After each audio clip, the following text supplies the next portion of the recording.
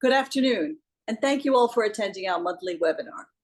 As Helen just noted, I'm Victoria Melendez, a JASA Program Committee member, working alongside Amy Poster and Allison Tolman. For those of you new to JASA, the organization promotes the study and appreciation of Japanese culture and art. In addition to having the opportunity to attend in-person events and trips, our members also receive a copy of the beautiful and scholarly JASA publication entitled Impressions, which is generally published twice a year. Now, without further ado, please allow me to introduce today's speaker, Dr. John Carpenter, who is Mary Griggs Burke Curator of Japanese Art at the Metropolitan Museum of Art. Dr. Carpenter has been with the Met since 2011, and for a dozen years before that, taught the history of Japanese art at SOAS, the School of Oriental and African Studies at the University of London, and served as head of the London office of the Sainsbury Institute for the Study of Japanese Arts and Cultures. He has published widely on Japanese art, especially in the areas of calligraphy, painting, and woodblock prints. Today, Dr. Carpenter will give an overview of the themes covered in the recently published catalog entitled The Three Perfections: Japanese Poetry, Painting, and Calligraphy, co-authored with Tim Sang, Research Associate in the Department of Asian Art at the Met. This volume and the exhibition it accompanies, which was co-curated with Mr. Zhang and Dr. Monica Binchik, the Diane and Arthur Abbey Curator of Japanese Decorative Arts, served to commemorate the extraordinary gift of more than 300 Japanese paintings and calligraphies to the Met from Seattle-based collectors Mary and Cheney Cowles. The exhibition is on view until August 3rd. Thank you very much, Dr. Carpenter. Take it away. Thank you so much, Victoria, for that kind introduction. And thank you, Amy and Allison, for helping organizing this. And thank you, Helen, for taking care of the logistics. And welcome everyone to this webinar. I would like to use this opportunity to introduce both the second rotation of the Three Perfections exhibition that just opened on April 25th. The exhibition has been running since last August, and it turned out to be a bit of a quiet blockbuster of an exhibition of sorts. We've had, as of last week, over 300,000 visitors to see the exhibition. This exhibition commemorates, as mentioned by Victoria, the extraordinarily generous donation of over 300 paintings and calligraphies. This donation can be viewed as the third leg of a tripod of major private collections that entered the Met, of course, the foundational collection of Harry C. Packard that entered in 1975 as a gift purchase, established the collection and created the need to create the galleries in 1986. And then the second leg of the tripod would be the collection of Mary Griggs Burke, part of which entered in 2015. And now, over the course of the past 6 or 7 years, the gift of Mary and Cheney Cowles complements this in a major way. This also is a collection that complements the other smaller but very significant collections, such as the Zen medieval calligraphies from the collection of Sylvan Barnett and William Berto. And there was also the Florence and Herbert Irving collection that came in 2015, focusing on lacquers, but also a number of paintings. And then, of course, we've had an exhibition to commemorate the wonderful collection of Edo paintings from Estelle Bender and her late husband, Richard Fishbein. The exhibition was in 2018, 2019, and was also accompanied by a catalog. And then most recently, there were tea-related objects and calligraphies that were donated by Peggy Danziger and her late husband, Dick Danziger. All of these gifts help shape the collection in meaningful ways and augment our ability to teach the history of Japanese art. But the Cowles collection has not been solely given to the Metropolitan, as was mentioned in a wonderful interview that Julia Meach did for Impressions 5 years ago, in Impressions 41 in 2020. Cheney decided to make gifts, major gifts, to 3 institutions, including Portland Art Museum and the National Museum of Asian Art. And there have been publications related to these. The first wonderful catalog, Poetic Imagination in Japanese Art, edited by Mary Beth Grable, set out the parameters of the collection and focused on issues of literature, especially poetry, poet portraits in the Cowles collection. And this catalog from Portland is an overview of the collection. Then my colleague Frank Feltins at the National Museum of Asian Art edited 2 catalogs that talked about other aspects of the Cowles collection, especially the collection of the Cowles collection of Tomioka Tessai, the finest collection outside of Japan, and also a more recent catalog, Imagine Neighbors, Visions of China in Japanese Art. And all of these catalogs take up different aspects of the Cowles collection, and Frank and his collaborators in the catalogs focused on later literati themes, and that is one of the important aspects of the Cowles collection. But in the catalog that Tim Jong and I created, the 3 perfections, Japanese poetry, calligraphy, and painting, in fact, we're emphasizing the importance of calligraphy in the Cowles collection and now in the Metz collection, and focusing on the synergy between these 3 supreme arts of East Asia.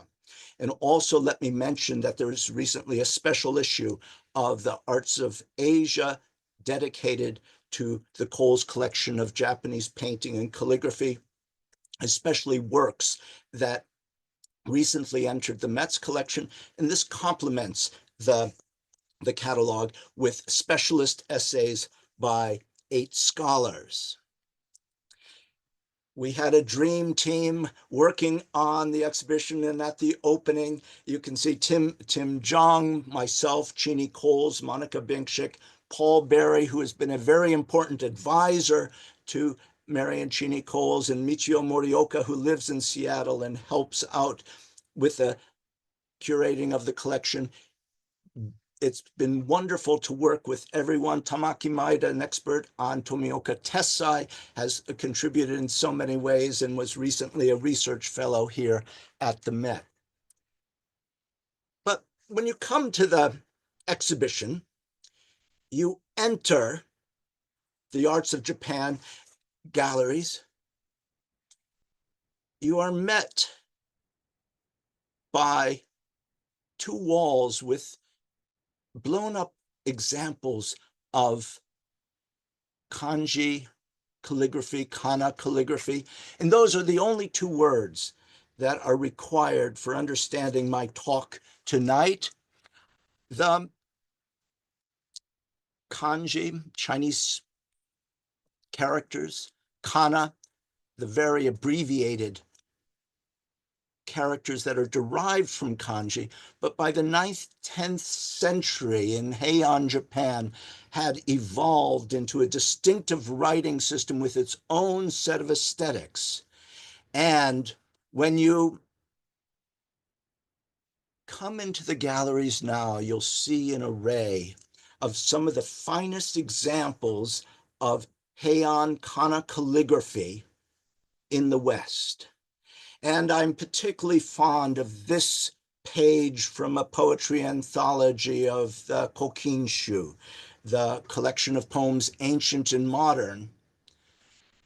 It is an exemplary calligraphy from the 11th century, cherished by collectors since the 11th century when it was made, through the 16th and 17th century when it was cut up and collected by connoisseurs, and then even mounted beautifully. It's just a small size, a page from a booklet on dyed paper, and we have a pale blue example here, but look how it's mounted so that it can be shown in the tokonoma, the display alcove, for a tea gathering, for instance. These wonderful examples of calligraphy remind me that the Sekidobon was actually mentioned in my calligraphy of 1997 when I wrote on the Heian court calligrapher Fujiwara no Yukinari. I wrote an entire PhD dissertation on the historical reception of Yukinari and why wonderful calligraphies created a generation after he died were attributed to the master. Well, as you can imagine, my PhD dissertation was a real page turner and instantly became a bestseller, and I was able to live on the royalties from my PhD. And so I, after that, dedicated myself to teaching and museum curation. And I am still fascinated by this subject. And it's wonderful that the Metropolitan's collection now can tell the story of this chapter of the history of Japanese calligraphy. And as you go through the exhibition, as you peruse the catalog, see how decorated papers demonstrate how the finest calligraphers were asked to transcribe important poetry collections. And in this way, the classics were preserved. But keep in mind, even though printing technology was available, it was more precious to have a transcription of one of the poetry anthologies, the imperially commissioned poetry anthologies, inscribed in flowing calligraphy on decorated papers, and those would be cherished through the ages. And the other type of literature, the illustrated literature, whether it's the illustrated tale of Genji in hand scroll format, or we have an example of a popular didactic tale of the Tale of the Fox, look at once again how poetry, literature, calligraphy, and painting can be integrated into work. And the calligraphy would be by an expert. A professional painter would do the illustrations. And please come to the galleries while this is up for a few more months to see what happens when a Buddhist monk is seduced by a beautiful court lady, or who we thought was a court lady. And it turns out, as you can see, she's turning into a fox. Her foot is turning into reveals that she's actually a fox spirit. These tales are transcribed in beautiful courtly calligraphy, and these tales entertain, but also were cherished as objects to be given as part of a dowry. And this established the courtly tradition in Japan. Now, as we move into the next gallery, we see something completely different than the kana calligraphy that was cherished. We have turned our altar room into a Zen temple. And in chapter 2 of the catalog focuses on bokuseki. Bokuseki literally means traces of ink. And it's the idea that in the mind's eye, you can replicate the actual gestures, the movements of the brush of these great Zen masters of medieval times. And calligraphies such as this, whether by Musoso Seki, abiding nowhere, the awakened mind arises. But it's not only the message, the Zen teaching that is important to be cherished. You can see the movements, the brusque, spontaneous, bold movement of the brush reflects the attitude, the mental attitude of the monk who wrote it, whether it's the character for nothingness on the second character down on the right, or the final character of kokoro or shin, referring to the mind or the heart. It has wings like a bird, so simplified yet powerful. And then Zekai Chushin, a disciple of Musoso Seki. And isn't it amazing that now the Met's collection has 2 examples by Zekai Chushin, a major Zen master, teacher, and calligrapher. And we can start to tell the story with the bokuseki, the Zen calligraphies from the Cowles collection, as well as from the Barnett and Berto collection. And this wonderful painting by Bokusai, Motsurin Joto, is a tribute to Bokusai's master, Monk Ikkyu. And the opening line of the poem just reads, "I fell drunken into the Eastern Sea," Tokai, which is an alternative name used by Monk Ikkyu, who is famous for drinking and enjoying the pleasures of life. And then this, it turns out, is a document of Bokusai's dedication to Ikkyu and his teachings. And he said he fell into the Eastern Sea and he retrieved the black pearls that are symbols of Zen teachings. And these are represented in Bokusai's painting by grapes. And if you look closely, and it might be impossible to see unless you go and use a monocular or go on the website and blow up the image, but several of the grapes are impressed with a fingerprint by the artist, as though he's injecting his physical presence into this composition.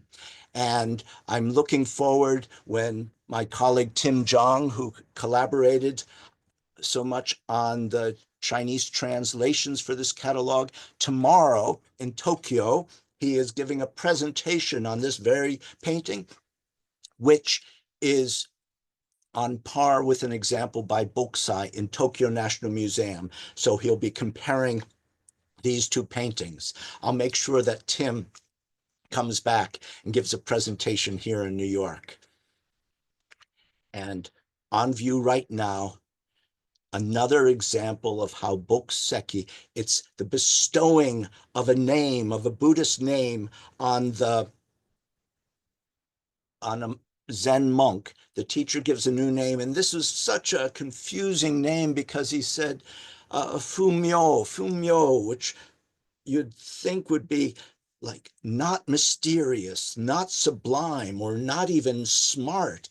It seems to have a negative connotation, but it turns out that Fumyo is a level of Zen training just below perfection, realizing that you can never achieve perfection, but very strong calligraphy by Ichidon Shozui. This is a rare, important work by this Zen monk.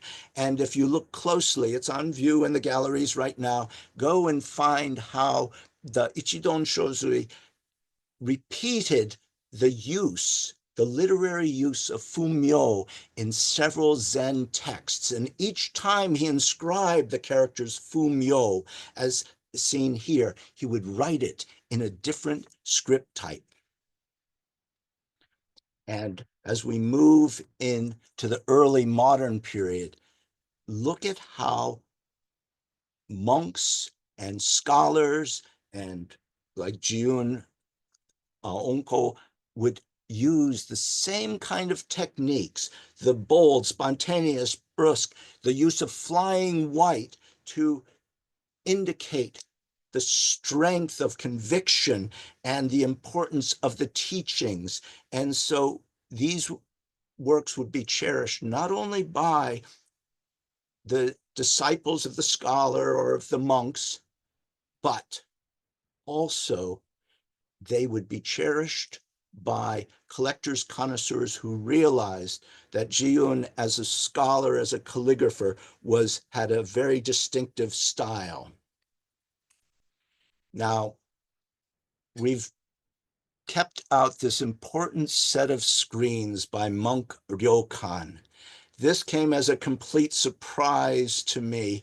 I remember when I first saw it out in Seattle in Marion Cheney's living room, and I just said, this is amazing. But the gold silk surrounding it was just blinding. It was a rare day in Seattle when the sun was shining in through the window, and I told our conservators that we'd have to tone down the gold. But actually, when it arrived at the Met and I saw it in storage with subdued lighting, I realized it just worked perfectly. But I was so worried about having a whole room dedicated to the calligraphy of Jiun and monk Ryokan. Because I said, nobody's going to get it. People are going to consider this to be too recondite, too esoteric. They won't get it. And actually, people will remember in the first rotation, I put up a pair of cranes. I put up a dragon and a tiger. And I've also even put up a painting of a bunny rabbit because I was so worried that this was going to be impossible for families and the average person to understand. But I remember when our technicians were installing it, and one of the technicians mentioned to me, John, this is the most incredible set of screens you've put out. And the technician couldn't read Japanese or Chinese. These are highly cursive Chinese poems. And she just said to me, it's so abstract, it's so dynamic, has this rhythmical power. It's just wonderful. It's almost like post-war abstract art. And as soon as she said that, I said to myself, maybe we're going to be fine with this exhibition. Now, what happened in the 16th and 17th century is that all of this earlier Zen influence and courtly calligraphy, it came back. It came back into vogue. People revived it, but with a new energy. And you see whether the classics, you have the kinds of Chinese and Japanese poems for recitation being rendered in dynamic calligraphy. As you enter this room, you can see how, whether it's poet portraits, the Tale of Genji, all of the great iconic poets and poetry of ancient times is being revived. And when you have Tosa Mitsuoki creating a portrait in the 17th century in 1691, declaring that the Tosa school still has control of courtly styles of paintings. He also had his son on the the right, Mitsunari, and his grandson, Mitsutaka, on the left, doing Ono no Komachi. This was a demonstration of the three generations of Tosa artists trying to reinvigorate the Tosa school as being in control of Japanese classical themes. But right nearby, you will see we've installed the set of screens. We have placed the set of screens that Mary and Cheney Cowles so generously helped us acquire just in the nick of time so it could be installed in this exhibition. But what we have here is not the Tosa school. This is the studio of Kano Takanobu, a demonstration how the Kano school was going to take over, remove that monopoly that the Tosa school had on courtly themes. The 36 poetic immortal, the 36 great poets of ancient times, with calligraphy by Konoe Nobutada. Look at what happened here. Konoe Nobutada, of a courtly family, regent to the emperor. He had access to all those early Heian palace models. And what happened? He was influenced by Zen calligraphy so that he would inscribe waka in his own distinctive way. And traditional poet portraits were never the same again after Kano Takanobu and his studio individualized these poets and gave them highly expressive faces. This work was a major commission, undoubtedly by the palace, around 1610, around the time that Emperor Goyose was transferring power to his son Go-Mizuno. This was probably created for a poetry gathering at the palace. And at the same time as Konoe Nobutada, of course, another of the Kane no Sanpitsu, the great brushes of the early 17th century, was Koetsu, Honami Koetsu, creating works in his distinctive style in a very distinctive style on decorated papers, often using gold and silver as here. Now, Koetsu was very famous, one of the three great brushes of the Kane era. But something that I've learned from working on the Cowles collection is that the fourth great calligrapher of the early 17th century was Ono no Ozu, a female calligrapher. And Ono no Ozu, she learned from Konoe Nobutada, but then she went on and created her own distinctive style that would become one of the very first schools of calligraphy established by a female calligrapher. And take a look at how she rendered poems from the Tale of Genji. These are 31-syllable poems written in 5 lines of 5, 7, 5, 7, 7 syllables, respectively. But as you look at these compositions, you'll immediately realize that they're not adhering to that structure. Maybe you will see the upper 3 lines being broken in half in a register with the final 2 lines. You can see how these are grand examples of chirashigaki. Chirashigaki literally means scattered writing. Scattered writing, chirashigaki, is when the calligrapher creates columns of different heights, disregarding the strict structure of waka, and scatters the columns and creates spaces and uses blank space that echoes and resonates with the decorated papers to create its own distinctive composition.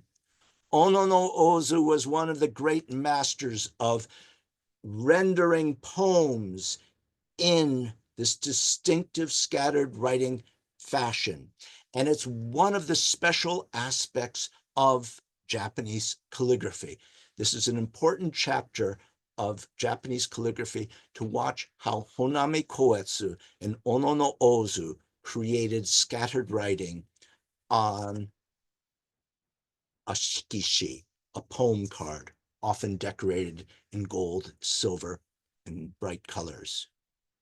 And here, just compare how this is one arrangement of scattered writing.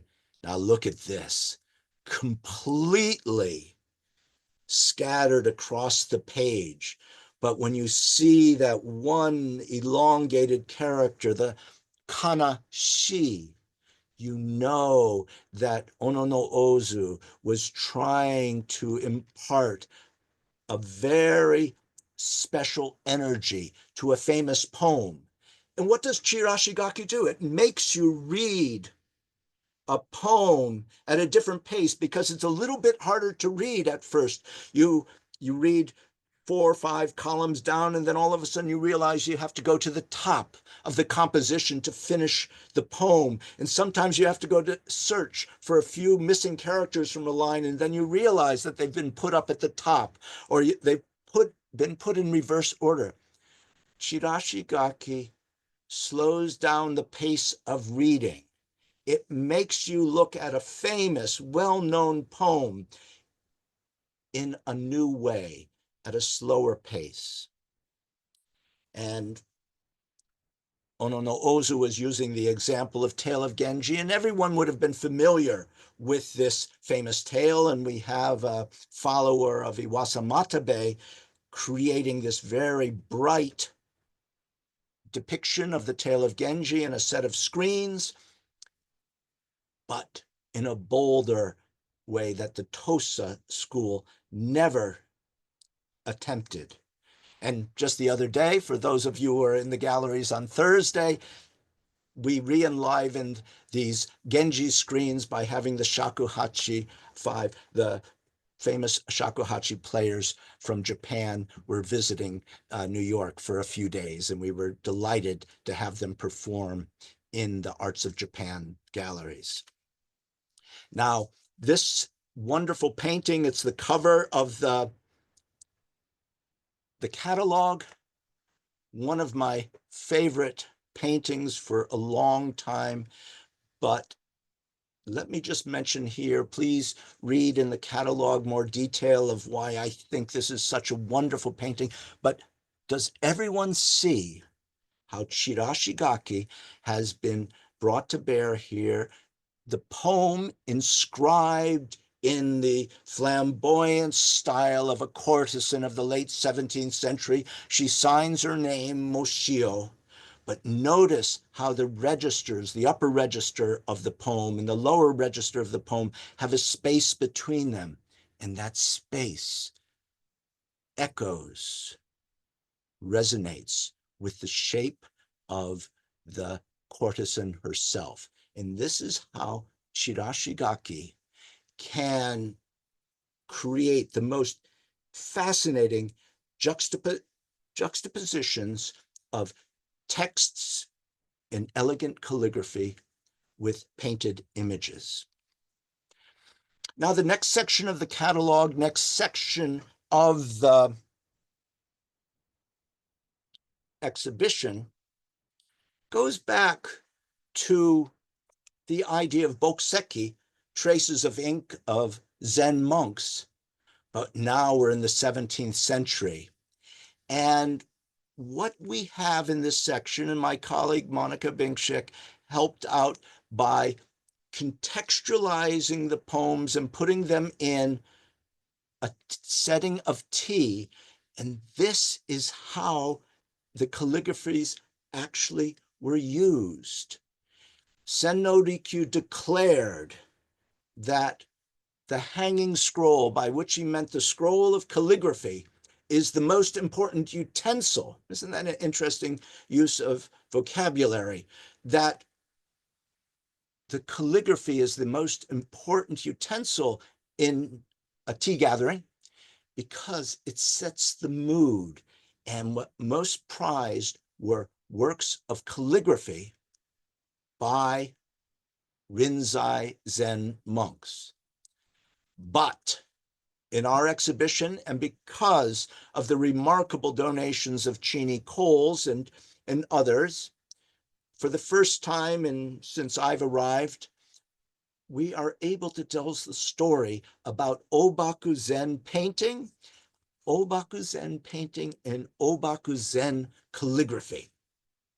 Here we have a portrait of the great Chinese monk who came to Japan in the 17th century. Ingen, Yin Yuan, is a marvelous portrait with an inscription by his primary disciple, Mokuan or Muan. And for me, we put this out alongside the important Ōbaku works that have come from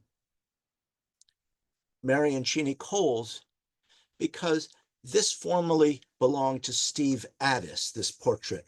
And so I love the idea that we have works by one of the pioneers of the study of Ōbaku. And then also we have a work from the Harry Packard collection. So these works are just not only telling the history of Ōbaku calligraphy and painting, but the history of its reception in the West. And I'm so delighted now that we are able to tell that story at the Met. I love this particular work. It shows the Sokuhi's work. The poem by Sokuhi reads, "The moon and the paper are the same white.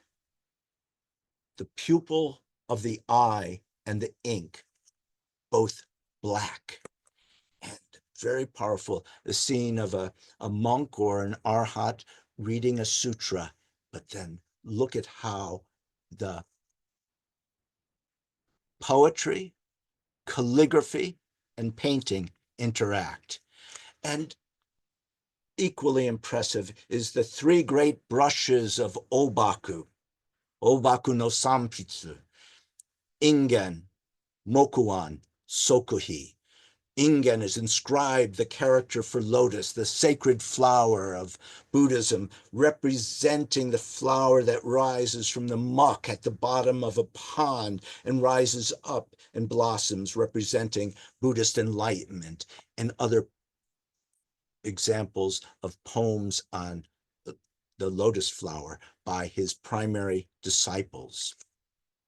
And an important painting, it isn't on display in the exhibition because we lent it to an important exhibition at the National Museum of Korea on women and Buddhism, but we had to, of an imperial princess who became an Ōbaku nun. She became famous for her paintings of Kannon, and this particularly excellent one is accompanied by inscriptions by Ingen and Mokuan.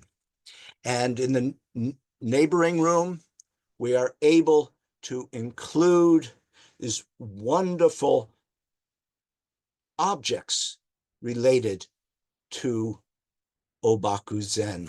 For instance, the Ōbaku Zen plaque with the handwriting of Ingen, the founder of the Ōbaku sect in Japan. It was commissioned by a nun in the mid-18th century, but borrowed handwriting of the 17th century Ingen. And Kurt and Alice Gitter kindly gave us this plaque.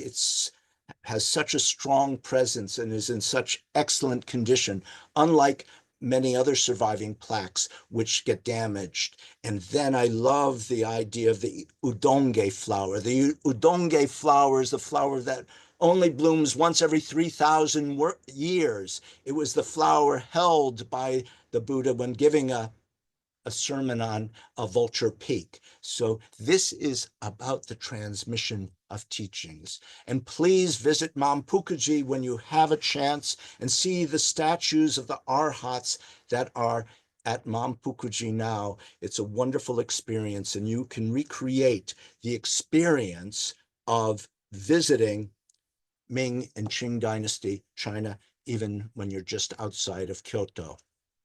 And the final theme that I would like to raise, and I won't go into any detail here because these are paintings that require close study, and please go up to the galleries and see these wonderful examples of literati paintings by great masters like the Ike no Taiga, Yosa Buson. We see Buson in both of his styles. We see Buson doing Japanese hokku or haiku, and an inscription by his disciple Goshun that demonstrates that this calligraphy on the right is the genuine calligraphy, genuine poetry of his master Buson. Wonderful document explaining the transmission both of calligraphy styles, but also of poetic teachings. And the poster image of the exhibition is that of Hanshan and Shurda, Kanzan and Jitoku by Buson,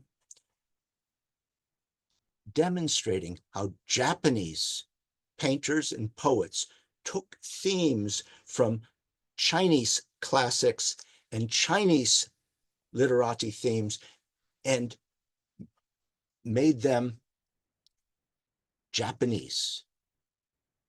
If you have time in the galleries, we can't do it in a PowerPoint. If you are a curator and you received the painting on the right and the signature had been scratched off, would you be able to tell that it's not by Ike no Taiga himself? The transmission of literati styles is a fascinating one, but more importantly is the transmission of teachings of painting, painting styles from China, and how the Japanese literati themselves felt that they were not just copying the Chinese, they were creating poetry, they were creating calligraphy, they were creating painting that not only rivaled but surpassed that of Chinese precedents. And we have an entire room in the exhibition, an entire chapter of the catalog dedicated to this subject. Now, I would just like to end my short presentation today with this calligraphy by Hashimoto Kansetsu. Now, when I first saw this at Marion Cheney's, I found I could read the character. So easily of the waterfall. And I said, this is interesting because Hashimoto Kansetsu is a Nihonga painter that I'm trying to collect here at the Met. I could read that, but I couldn't quite make out all of the characters on the right. They were too cursive, but finally I was able to make out 10,000 foot curtain of pearls unfurls, glistening in the moonlight. Well, this sounded like it would be a Tang Dynasty poem. And I looked and looked, couldn't find it anywhere. And then finally, I wrote to colleagues in Japan and I said, does anyone know where this poem came from? And then it was interesting. One scholar said, John, I found it. It's actually written by a 19th century Japanese poet, Narushima Ryuhoku, and it's not based on Chinese precedents. Actually, this is when the writer visited Niagara Falls for the first time and saw the waterfalls at night and wrote a Chinese poem. And so I thought it was so appropriate that Hashimoto Kansetsu in Kyoto, just before the war, was writing a poem in Chinese-inspired calligraphy. Then this work was bought by Cheney Cowles and Mary Cowles in Seattle. They had it in their home. They knew it was about a waterfall. But then when it finally came back to the Met, all of a sudden we realized that it was a poem about a famous waterfall that is on the border of New York and Canada. And so I thought, like so many of the works in the Cowles collection, they have found a very good home at the Met. Well, thank you for listening to my talk today. I'm happy to take questions afterwards. And I just encourage you whether to go to the Met in person and purchase the catalog or go online for Yale University Press. And also, if you go shopping, Rizzoli Bookstore had it in the window the other day. So thank you very much for your attention and look forward to welcoming you to the Met when you have a chance to visit. Thank you very much. So, John, thank you so much for a fabulous talk. I think you've whetted our appetite to go see the exhibition if we haven't already gone, and also greatly increased our gratitude for the fabulous gift of the Cowleses. There were several questions. One of them was, how did the Chinese works make their way to Japan for copying? Were there certain schools or artists or calligraphers who were particularly prized? This was a question from Chen Wen. Yeah, it's a very, very, very good question. The going back to the 14th and 15th century, keep in mind that some Japanese monks actually traveled to China, and then also there were Chinese monks who came to Japan. And so there was a direct interaction that way. During the 17th century, the Ōbaku monks were actually traveling from China. Now, so that is one way of direct transmission and direct teaching. Also keep in mind, especially when we look at the 18th and 19th century literati painters, they were taking Chinese woodblock printed painting manuals and studying those. So that was another way of the transmission. And also some Chinese paintings were brought back by monks and by scholars from China directly. Thank you.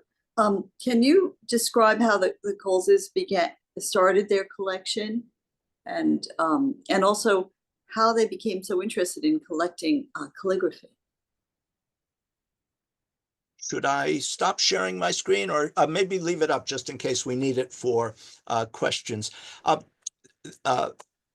The best answer to that is to encourage everyone to read the very detailed interview in Impressions 5 years ago. But let me just summarize to say that at first, Cheney Cowles was primarily interested in Chinese painting. And there was a point in the 1990s when he sold his Chinese painting collection and moved to his interest in Japan, which was furthered by meeting Paul Berry, who was teaching at the University of Washington at the time. And then through the years, Paul Berry and others introduced Cheney to collections in Japan and also dealers in Kyoto especially. And then that became his primary focus of collecting. I know that Cheney at one time really liked Chinese style paintings by Japanese artists, but then he expanded his interests and then it became a broad collection. I should emphasize that Cheney's interest and willingness to focus on calligraphy and literati painting really is something special that complements what other collectors the Met works with have focused on over the years. Thank you. Could you talk a little bit or address the conservation of some of these works, which appear very delicate? This is, as anyone who collects Japanese art knows, Japanese art all of the paintings and calligraphies do have to be remounted at least once every 100 years or so. Mary and Cheney have been very kind, and often when they acquire work, if it's not in stable condition, they will have it conserved by experts in Japan before they bring it back to the States and before they donate it to the an American institution. We've had 2 rotations of this exhibition. Most of these works have probably never been publicly displayed, but once the work enters the Met, we will restrict the amount of direct light on the work. So some of these works won't be out again for several years, and encourage people to see them while they're up now. And that's one way we're going to be able to preserve the colors and preserve the paper and preserve the silk on which they're painted or brushed. Thank you. One attendee asks if you can give some pointers about how to study the symbolism of words and images contained in the poems. So, for example, the Isle of Orange Trees surely means something special, writes the now, on the fascinating aspect for me and for anyone who studies manuscript transcriptions of poems or famous tales, such as the tale of Genji or the tales of Issei, you can the entire iconography that arose along with these tales and their illustrations through the years. For instance, the tale of Genji, each chapter became associated with a handful of iconic moments, and those were the ones that were illustrated. And then people would be able, through familiarity, to just know what chapter is being referred to, even if they don't read the text, by an image, by a flower, by a bird flying out of a cage. You would be able to identify which chapter. Now, to know, when those of you who go back and look at my talk again after you have access to the recording, I put in a few translations of the poems, but you will see that if you read the poem that accompanies the image, you do have to make a special effort to study. And one of the poems that I included here, it shows Genji cutting the tresses of his young lover Murasaki. And in the poem, however, you really have to know the symbolism to know that a reference to seaweed is a reference to the black tresses of the young woman's hair. So the only way you can do that is by reading the original text and then reading commentaries, which exist in great number. So the literary allusions take an extra level of study. The iconography has been discussed in many catalogs and is an enjoyable pastime if you have the time to devote to it. Thank you. A member of the audience compliments you for your discussion of scattered writing, or chirashigaki, and asks about Ono no Ozu's elegantly decorated shikishi pages with well-known poems. And the question is, are these poems from the Tale of Genji and appreciated for their special decoration or for Ono no Ozu's interpretations? No, okay.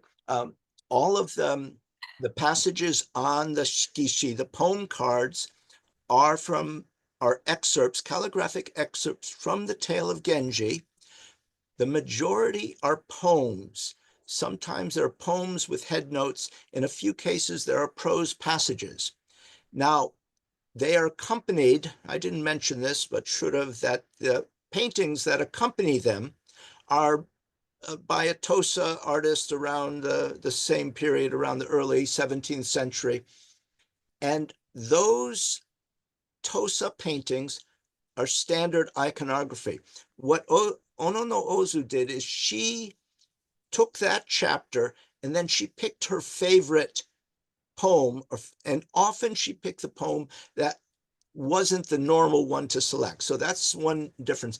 But what's most important is the way that she took this exuberant chirashigaki, exuberant scattered writing, and made the poems look completely different and unexpected.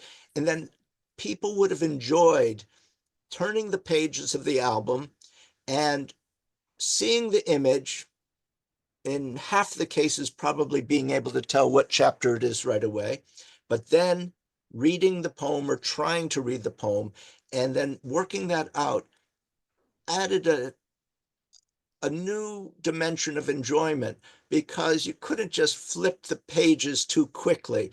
A lot of Tale of Genji albums of the Tosa school of the 16th, 17th century become a little bit predictable. So having the calligraphic excerpts side by side adds a level of enjoyment that just having a picture album wouldn't employ. Well, that was wonderful, wonderful explanation. Thank you. Well, sadly, the time has drawn to a close, but we're so thankful to you, John, and also to the Cowleses for their magnificent collection, and which will now be shared with the public. So thank you again for this. And I want to thank everyone for participating in today's webinar, a recording of which will be posted on the JASA website. And we look forward to seeing you again throughout the rest of the year. Our next webinar will be on June 9th at 5 p.m. Eastern Time with Alicia Vogue, Professor of Japanese Art at the University of Maryland.